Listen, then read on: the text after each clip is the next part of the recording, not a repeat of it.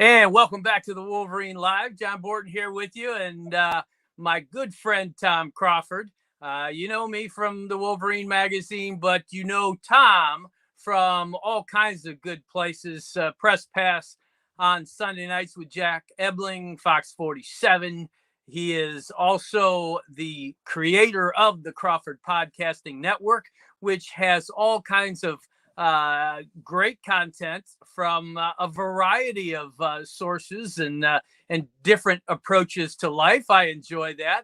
But when he comes on here, Tom Crawford is all about Michigan athletics and all about, in particular, Michigan football, which is what we're going to talk about tonight. Despite the fact that it's not even June yet, Tom, you know we can time. Yeah, hey, it's the dog days of June and July we used to lament. No more. There's never anything we're running out of to talk about with Michigan football, just by sheer anticipation and sheer just dissecting every little thing that could go right, could go wrong, will go right, might go wrong. You know what I mean? And I'm super excited to be up on Wolverine Live, JB, with you every Tuesday at 5:30 to 6:15. Well, I'll tell you what, when you look at what has happened the past 2 years, 2 wins over Ohio State, 2 Big Ten championships, which isn't coincidental to what I just mentioned, and then 2 playoff appearances. People can sit and listen about and talk about Michigan football at length without any problem at all. I've experienced that. I know you have. I'm sure wherever you go, people are talking about what's up with those Wolverines. They've got it going all of a sudden. Yeah, it's about polishing the rock, you know what I mean? And part of that is this new era of transfer portal, because Michigan's still entertaining the idea of getting a corner to come in here in the portal, and things that have happened in the summer in the past. And that's a position of need, I would say, that we've talked about that every week, about that other corners slot off opposite of Will Johnson. So yeah, we're never short of kind of pondering what could be done to make this thing even better, and the anticipation building. Camps come up here. June is a big camp month in college football, and so you'll get 25 guys, 20, 24, 25 guys zooming all around or all over the country, and there'll be more expansion of recruiting classes, in particular the 25 class. So junior days here and all this stuff. It's just awesome. I'm just it's a 52-week cycle, in my opinion. Yeah, and you're talking recruiting. When that happens, when you're in the recruiting cycle right now, one of the things that's happening is Michigan diving back down into Ohio for recruits, and that's one of the. I want to go big Michigan Ohio State tonight because it's on my mind. I just completed a big blowout Michigan Ohio State football story for the Wolverine magazine preview, which will be out in another month or so. All right. We had Jed Donahue as a guest last week on the program, and most people know him from PA Sports. He covers Penn State for a living these days, but he is steeped in Ohio State. Had an uncle played for Woody Hayes, and grew up watching the Buckeyes. One of the things he said, and I will give away only one that came out of this article interview, is that he said, that Michigan has got it going when they're going back into Ohio and pulling out Ohio-based recruits. He started ticking them off, and it was almost painful for him, talking about Desmond Howard, from the Cleveland area, Charles Woodson, the one that really hurt, Fremont, Ohio, and on and on. And he says what really galls Ohio State fans is when they see those Ohio men in Michigan uniforms killing Ohio State. And Michigan fans like that. Yeah, and that's where the rivalry really gets sensitive to everybody. It gets personal with everybody. I know we're going to talk a lot about the different aspects of Michigan Ohio State on our broadcast today, but yeah, and it's a whole footprint, John. I mean, Michigan is when you're talking about 25 recruits right now, they're in the mix for as well as obviously this incredible class in 2024. They're in the mix for just about going head to head with everybody, and the talent gap has shrunk, and I think that's what keeping Ohio State people uncertain and nervous about things, and losing 2 years in a row. Got to go back up, the school got to go to the school up north this coming November, late November, and take on, and you gotta just cringe at or they must cringe at the fact that God, we dropped 3 in a row to these losers. I mean, that might be their mentality, but it's reality. It could, and I think it's going to be reality. And but first things first, we got to get to the off season and all the good stuff, Oh yeah, you're talking. including Big Ten Media Days, which is less than 2 months away. It's July 26th, 27th down in Indy, a Wednesday and Thursday. So that's when I'll use this shameless plug when I get my first visual of the Wolverine of your preview magazine that you do, you guys and this entire staff. A superb job. It's the best. It is the best for Michigan football hard copy I've ever seen, ever.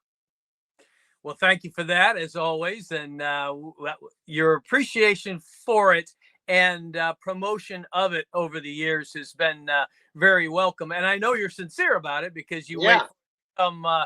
to get your hands on it and you devour it. I understand that, appreciate it. You're talking about the current concerns of Ohio State fans. I want to do a throwback to start this whole thing off on the former concerns about certain cadres of Michigan fans. And it was Jim Harbaugh comes in and he starts talking about, tough physical football, running the football. And it was in some quarters, and even with Brady Hoke before Jim Harbaugh, derisively called man ball. Yeah. And the Yes. talk was, oh yeah, they're just going to plunge into the line. There's no way this is going to work. These are the 21st century. You cannot do that. Look at Ohio State. They need to be like Ohio State. They'll never beat Ohio State unless they spread it out and you're throwing the ball all over the field all the time. Forget this 3 yards in a cloud of dust, all that stuff. I know that goes against the core values of one Tom Crawford, but my point is that these last couple of years, Tom, have changed that whole narrative that you have to throw it all over the field all the time to beat an Ohio State. Now, Michigan can throw the ball. I mean, they've been able to throw the ball to some degree ever since Anthony Carter showed up on campus under Bo Schembechler, but they've ramped it up. With J.J. McCarthy, you're going to be able to throw the football.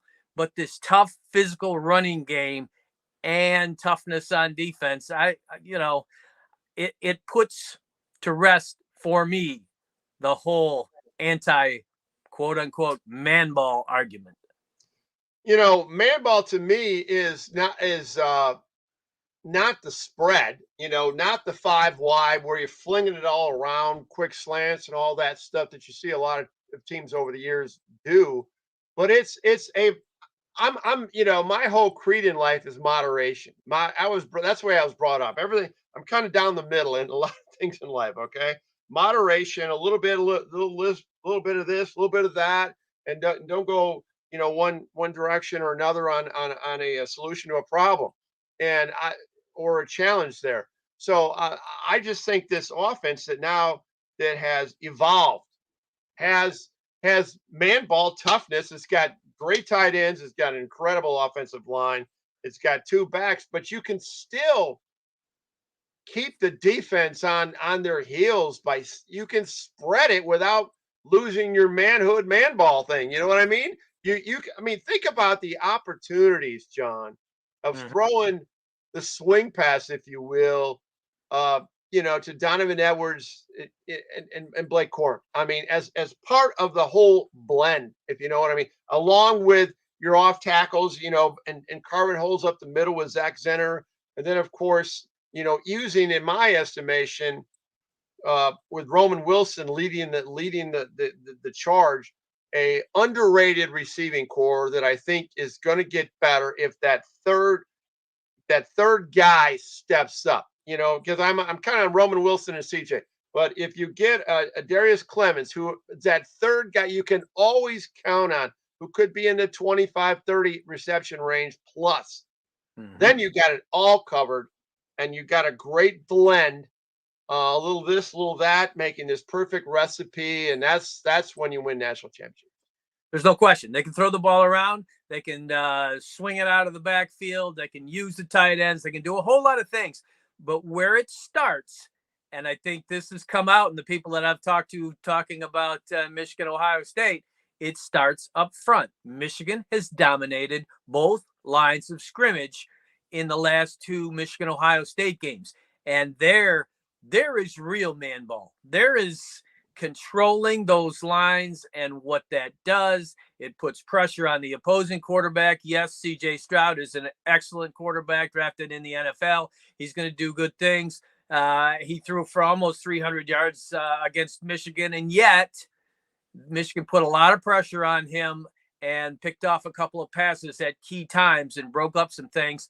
And on the other side of the football, we know what Michigan's offensive line has done 2 years in a row to the Ohio State defense. Enough 2 years ago to bring in a new defensive coordinator. And now that defensive coordinator is trying to figure out how to close the hole over Zach Zinter. Yeah, yeah, yeah. And there's two areas now. Yes, I do delve in old videos from the Ohio State game of this past November, and there's a lot of end zone video clips. I don't know if you've seen them, but I'm Oh, obsessed yeah. with them. And a couple in particular. One is the JJ, the keeper, the keeper where he lays a shoulder. That's in the short yard situation. Right. Mm-hmm. That touchdown, that was a big touchdown. The communication prior to that snap on that offensive line, you got a complete visual of that. You also had on the second Donovan Edwards touchdown, you had the same visual of the communication going on. And then all of a sudden the sea parts. And that's where this offensive line is like the old days of Bo Schembach, where Jerry Hanlon days, where it was five guys were acting in unison. It was like one guy. I mean, all five becomes one and doing everything in sync. And that's where this offensive line is. And with all the returnees coming back, two great additions on that offense. Yeah, Yeah. it's good. That's the centerpiece maybe of them all. That is the centerpiece, and that is a great development in terms of Michigan in its ability to close out the Buckeyes the last couple of years. Yes. But I will say this, as impressive to me as what the offense has done, maybe more impressive is what the defense has done. And that's because where were they coming from? They were coming from giving up 62 points, 56 points to Ohio State. You got to 2020 and they didn't play the game. And it was almost, Michigan fans quietly saying that might be okay, that Michigan isn't facing Ohio State in a year where they were 2-4 anyway and having all kinds of problems. Now, these last 2 years, all of a sudden, you import defensive coordinators from the Baltimore Ravens, or at least coached there at one point, and you've got this defense that doesn't leave guys running free, doesn't leave guys breaking off these huge, enormous plays. Ohio State's going to make some plays, but you've got guys that are covering people, putting pressure, getting pressure on the quarterback without all-out blitzes and man coverage all the time and all these kinds of things. And I just am hugely impressed by a Michigan defense that you see Ohio State average 50 points all year long, 45 points all year long. They get to that game and they get half of that. That's a big deal in this series. Yeah, but the challenge is, John, I agree. You make some great points, but do keep in mind what happened in the Fiesta Bowl. And you talking about you're having to blitz to get quarterback pressures, and what that caused. It caused man oh man out there, out on an island, and all of a sudden touchdown for TCU, and they could never they were not able to get control of that game defensively. Okay, they kind of got back into it offensively. See, that's the next step. I mean, that's where I am a little guarded. I'm excited about this defense, Mm-hmm. but I'm way more cautious in my perception of where this team is going in 23 than I am on the offense. Okay, because the defense against big time competition historically has folded like a cheap tent in some scenarios. Let's be real. I understand, and I think they took too many chances down the stretch against TCU and got burned for it. I will add a couple of counters to that, and one, as I talk to people, Michigan's linebackers in that game were more nicked up than we really knew about, and they were thin there anyway. I give them great credit for going out and getting Ernest Hausman off of the Nebraska roster. They're going to have more depth and more talent, period, in the linebacking core. And also, you bear in mind, 14 of those points weren't given up by the defense against TCU. No, I understand. I get you 100%, A Tom. lot of yards, though. A lot of yards. 400. A ton of yards, John. Right, no question. That's why. My basic point was they've come so far against defending Ohio State, and but there's still meat on the bone, room to improve, and you point that out very well. There's no question. Yeah. Here's one that I also encountered, and I'm not going to give away again the back and forth on this one, but I found it interesting as we talked about. I talked to various people about Michigan, Ohio State. The Ohio State fan base, as it turns out, is a little bit torqued, or maybe a little more than a little bit torqued, about the flag planting at midfield by Michigan afterwards. They celebrated in Columbus. They celebrated like they hadn't won there since 2000, which, oh, by the way, they hadn't. And I think some of the Buckeye take on this is they've only won 2 years in a row. That Ohio State dominated before that. They're way too cocky. Well, I mean, what do you think about that? I won't comment. Okay. You run with this one. Well, this is the pot calling the kettle black. I mean, let's go back. As far as antagonizing the opposition, let's go back to the Buckeyes coming out of the tunnel in 1973, and John Hicks, the late John Hicks, tears down the banner that Bob Ufer had a coronary about. You see the footage. Go check the YouTube footage of that. As far that was before the game was even played. And let's just go back as far as cocky and obnoxious behavior. How about the Ohio State fans coming into Ann Arbor? Good Lord, before and after the game. I mean, I know Michigan fans who choose not to go to the Michigan-Ohio State game when it's in Ann Arbor. Right. So I have to deal with all these clowns that come into town. Right into Ohio State's hands, by the way. What's that again? I said, which plays right into Ohio State's hands, by the way. Yeah, exactly. I mean, well, this is exactly, they want to bully their way, right? Bully you right out of the stadium is what they're, there's a contingent that's over at the U course that comes across Stadium Drive. When they let the whole crowd go all at once. Yep. And kind of right in front of Chrysler, maybe a little bit to the east of that. And it's like, they're singing, don't give a damn of the whole stadium. I mean, they're just taunting people, and they're bumping into people. They're trying to create fight. It's obnoxious. So these people complaining about a freaking flag, you know what that is? That's the players reacting. I'm so tired of this crap. You know what I mean? I'm just tired of this. There you go. And I'm gonna stick it to the. And that's JJ doing the wave, after the game. And that's not typically what JJ, but this is when it kind of gets to you after you've been dealing with all this crap, and your fans have been dealing with all this crap, and your parents go into the stadium and they need to have Washtenaw County sheriffs around them to get to their seats that they import to protect the parents. I mean, we can go historically on this. That's why it's a pot calling the kettle black. You and I can absolutely go historically. Let me add a couple of historical facts for you, in addition to the excellent points that you made. There's no record of any time when a Buckeye team came into town and were stopped outside Michigan Stadium to be addressed by bomb sniffing dogs, Yes. a la Michigan in the Tressel era down in Columbus. I mean, Yes. you want to talk about arrogance, you want to talk about an attempt at intimidation, there it is. And a second one that, to my knowledge, there has never been a Buckeye mom, in other words, the mother of a Buckeye player, coming around Michigan Stadium being knocked to the cement, and Michigan fans trying to tear the jersey off of her, which happened to a Michigan mom Right. years ago back Yeah. down in Columbus. So Yeah. yeah, that I know that Ohio State fans are plenty rankled over losing 2 in a row to Michigan. They weren't. They had gotten very used to something very different. Absolutely. But they may have to get used to something else.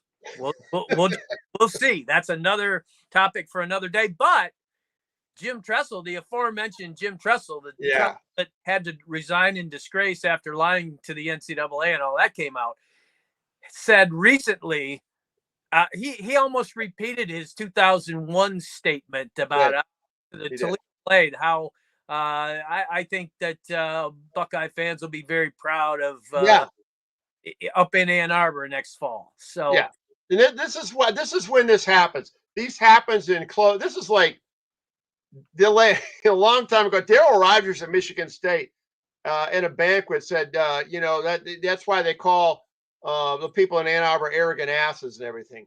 That was in '78, and then Michigan paid him back for that comment in '79. It's always in these small groups of their alumni base or fans, whatever, Subway alumni in Ohio State's case, where all these kind of comments come out.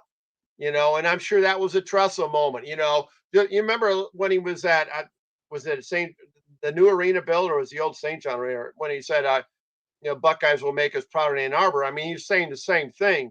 mm-hmm. And it's easier it's always great when the former coach says that. He's got zero accountability, right? He can just throw it out. That's like Urban Meyer throwing crap out.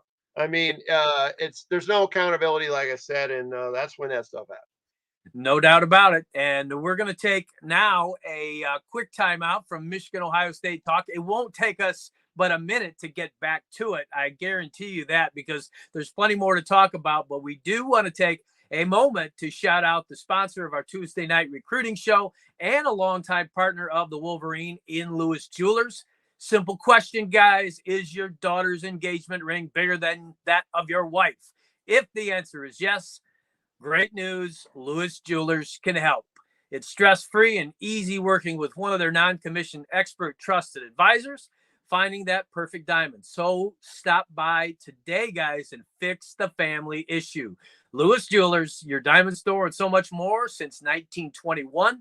Visit them at their new location, 300 South Maple Road in Ann Arbor, or online at lewisjewelers.com. That's LewisJewelers.com. That's Lewis Jewelers, where Ann Arbor gets engaged. And back to Tom Crawford, who is going to watch the engagement of the once again Buckeyes and Wolverines high noon on November 25th. This is a different sort of engagement. This is a less happy and a less jovial engagement. This kind of engagement where you run into each other like those people crossing Stadium Boulevard, as you mentioned. But one of the conflicts that will really be watched carefully, not because they'll be on the same field at the same time, which they won't, will be potential new OSU quarterback Kyle McCord, and now Michigan State, Ohio State veteran JJ McCarthy.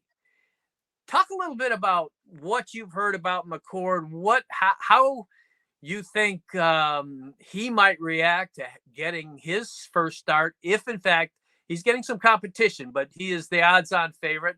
If he starts in that Michigan game versus a guy that has really been through it the last couple of years. Yeah, well, I watched the entire Ohio State spring game. Yep, I did. Keep your friends close, keep your enemies closer. Right. I just want to see what it was like. And Kyle McCord was, he's their most experienced quarterback. He's a junior. He's about 6'3", about maybe 220. He's your prototypical pro style. He's not, flicker foot quarterbacks that Michigan has been threatened and damaged by past Ohio State quarterbacks. But, it's like when you watch him in a spring game, you're getting base fundamental plays. What do you get out of it? I couldn't really tell a thing. Right. Uh, but he's the most, they got the freshman Devin Brown, I think his name is another guy who's going to compete with him, and they'll Right. name a starter in August sometime. But the best thing about Kyle McCord is the guys he's throwing to, Emeka Buka and obviously Marvin Harrison Jr. I mean, you got two guys. I mean, how can you screw this up if you have a decent arm? These two guys that I just mentioned, Buka and Harrison Jr., they are first round draft picks, high first round draft picks. They're going to have the fancy suits on next April or late April, early May, whenever it is. And they're going to be bouncing out there. And, they're going to get drafted in the first, probably in the first 12 or 14. I'm thinking these guys are incredible. So you got two great receivers, and then, you have a decent running game as well. So um, I think he's going to be one of these um, manage the game kind of guys. I hate that overused term, but I Mm. mean, he's not going to be a play. Even I CJ Stroud is going to be out there and scare the crap out of you what he can do with his arms and his legs. But he's your classic pro style guy that is got to be. I mean, he was highly recruited and he's experienced. He's played several. I think he started in the Akron game when Stroud was out and won the game, but that's Akron. But he's got experience, and I mean, I think he'll be decent. But is he JJ McCarthy esque?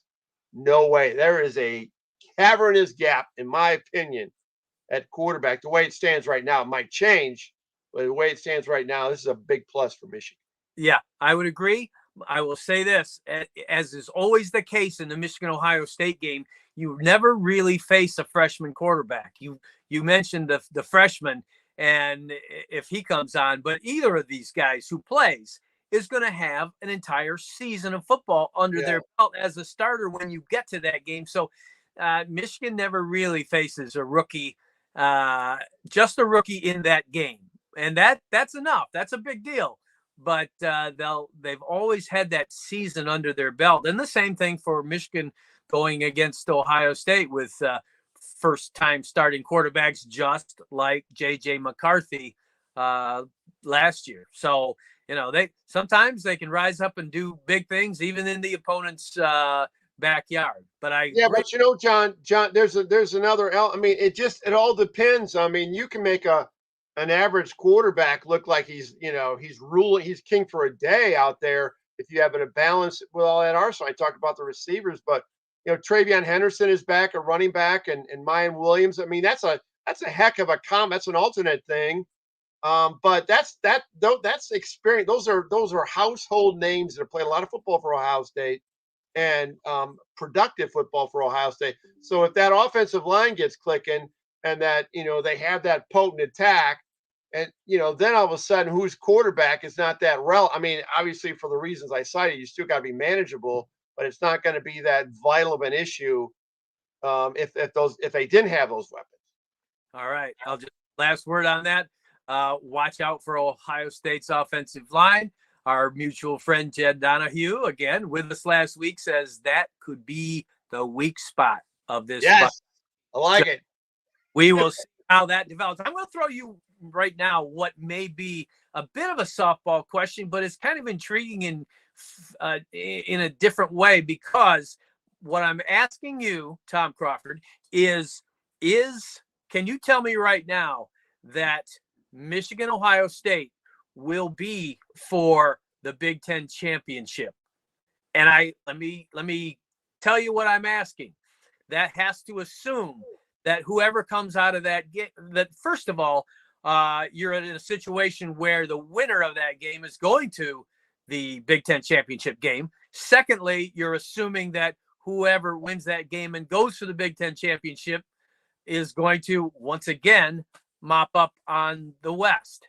So as you sit here right now, are you going to make those two assumptions, Tom Crawford, and agree with the notion that whoever comes out of the Michigan-Ohio State game, the winner is going to be the Big Ten champion once again? Yeah, but there's two things to look at this. They'll be the Big Ten champion, but they'll look. Listen, when Jeb was on last week, I threw this little nugget out, and I don't know if I'm going to double down on it when it comes to prediction time. But I said that Michigan has. I came just short of declaring it, but I think Michigan could lose at Penn State. Penn State is going to lose at Ohio State, and Michigan's going to beat Ohio State. So you got your three-way tie there, all one loss, right? And then how you going to sift through all that to determine who's going to go to the Big Ten championship? Then you have, depending on how they do in the rest of their schedule. What if they're all unscathed in all the other games? I mean, you have a couple of CFP participant candidates there, at least one other one. Mm-hmm. And what if Ohio State goes? What if Ohio State has one loss, goes to the Big Ten championship, and gets upset? And opens the door for somebody. I mean, you just don't know. I mean, it's going to be crazy because those three Big Ten teams, John, Michigan, Ohio State, Penn State, they're all going to be really, really good. I'm just going to say that. And they're all going to be in the hunt. They're going to be in the hunt for a Big Ten title. For Michigan, it's those last three games. I mean, let's be real. You got Ohio, you got Penn State on November 11th. Get the sandwich game. Look out for that, trap game with Maryland on the road in College Park, and you got the Bucks coming back home for Turkey weekend. So, wow, landmines all over the place. It's how you finish. Lloyd Carr went about finishing, and you got to finish this season. That big three. I mean, you're going to have such highly anticipated, intensely watched clashes between those teams, and Michigan now has gotten some good news with regard to their toughest road game of the year at Penn State. Thanks to our friends at Fox Sports, you've got a Fox Big Noon game at Penn State, and that I'm telling you what, that can make a world of difference. You've seen what the Penn State fans are like. I've been out there many times, and for night games, for day games, it is literally night and day. Yeah, well, Michigan won that in '97. They won that 3:30 game where you start in the daylight, you end in dark, like the Rose Bowl, right? And that was, in the rain and everything. And so they got a little bit of the night action there, but they jumped all over Penn State so often, early and often in that game. They got a blowout city by halftime. But the '99 game, that was a noon kickoff, and we saw 2 years ago at noon, Michigan won that game late in the game. So yeah, I'll take day games. I don't know what it is. Probably, the adult beverages have not kicked in and all that other good stuff, and the whiteout and just that whole mystique and the noise, and everything seems louder at night for some reason. Music on your car radio seems louder at night for some reason. I have these funny thing about night, and I think it holds for the noise level in State College. So I'm thrilled with that.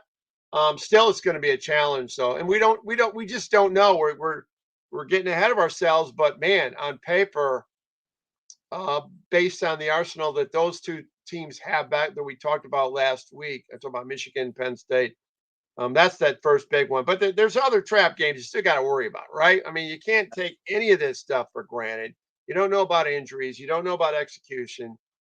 And maybe Michigan just keeps getting better and better all year. By that time, they'll blow through everybody. Who knows? How's that? And part of the elements, a couple of the elements of that getting better and better is you look at who they've added through the transfer portal. There are question marks but positives. They've got these import offensive linemen that some of them have been finishing up some classes like Ladarius Henderson. Yeah. And others have come in and already impressed. We talked about Ernest Hausman over on the defensive side.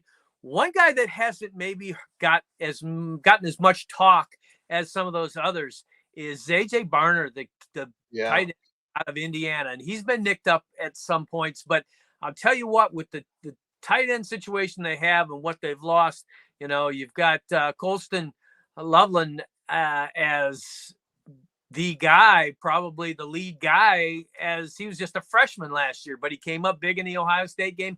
But A.J. Barner, with a very veteran young man out of Indiana, I just get the feeling more and more that this is going to be a kid whose presence will really, really be felt if he can stay healthy. I mean, you had Luke Schoonmaker sort of nicked up late in the season last year, but if Barner can stay healthy, I am predicting right now that he is going to make a big impact for this team. It's funny with the transfer portal, kids make changes, switches, go to another team for different reasons. Jack Tuttle came to Michigan. I mean, he was playing in Indiana, but he wanted to be part of a national championship potential experience, right? And then AJ Barner wanted those reasons too, but more importantly, he's seen what's happened at the University of Michigan of providing that link to the NFL. He wants to play in the NFL. He thinks he's good enough to play in the NFL, and he had almost 30 catches last year. But you're right, great point. He got nicked up, but he was a prominent player. I remember him playing. But think of the competition now, tight end right now that Michigan has. Oh yeah, and AJ was talking about what, and you're hearing this all the time. You're down there at the coordinator meetings or the PR things during the week. I'm not. I'm only on the weekends. But people, he's raving about Grant Newsome already. And Grant Newsome is, he's another one of these, the tight ends. He's one of these guys who's just up and coming, right? But when you think about in that room with Colson Loveland and Max Bredesen, the former walk-on who's playing great, Matthew Hibner, I think didn't he have a big game in the spring game? It's like, where's this guy coming from? Yeah. I mean, that despite that departures at tight end, one onto the NFL, obviously, with Scooney. Wow, yet another position of strength. All right, it's late in the fourth quarter of this particular Wolverine Live. We put the headset on. We turn to Tom Crawford for Tom's take on a particular topic of his choosing. And Tom, what do you have for us tonight? I'm going to do a couple of nuggets here. 4 years ago today, I believe I'm correct in this, May 30th of 2019, Juwan Howard, we were down there. We were sitting right next to each other. Yes, sir. Chrysler on the floor announces the head basketball coach. Okay. 4 years ago. God, is that, sometimes I think it just happened. And sometimes it seems like, he's been there a long time. But I mean, the bottom line is, it's almost like we've got, and that was it less than a year ahead of COVID? COVID hit in March of 2020 when we were down at the Big Ten tournament, and then it wiped out that whole season. And then they win the Big Ten title the next year in a kind of a hybrid kind of year, no fans. And so when I look back at Juwan, he's had an interesting 4 years, calendar years. No doubt. But this one coming up is huge for him. It's big time. And including a couple of necessary additions on the scholarship thing. He's got to get up to 13 to make sure he has a full arsenal. He's got kids, got a big center out of Tennessee, got the guard potentially coming from Toledo, blah blah blah.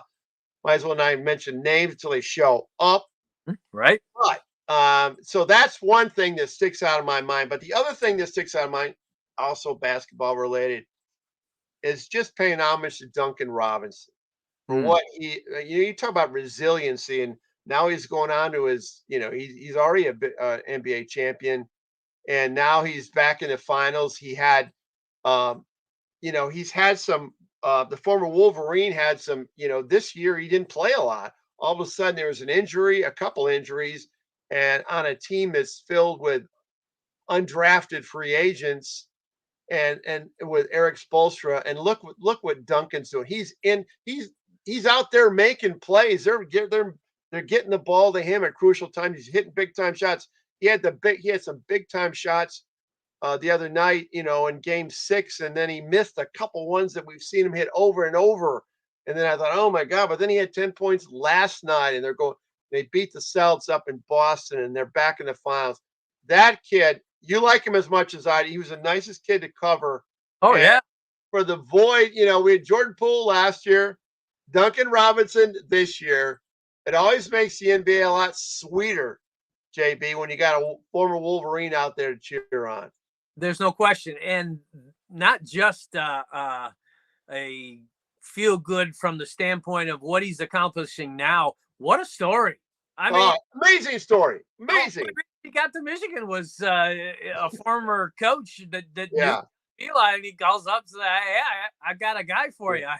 Somebody interested in. Okay, I'll take a look. And there you have it. He comes to Michigan. He makes it big time. He goes to the NBA, and people doubted then. And here he is, just absolutely living life. He's making a decent living. He's making a decent. He's got a $90 million contract with $80 million guaranteed. It's come a long ways from playing D3 freshman year for Duncan Robinson. It's an amazing story. I'm surprised people aren't grabbing onto this thing more than they have. No doubt. They thought he'd be back out east stocking grocery store shelves at one point. He won't be doing that anytime soon.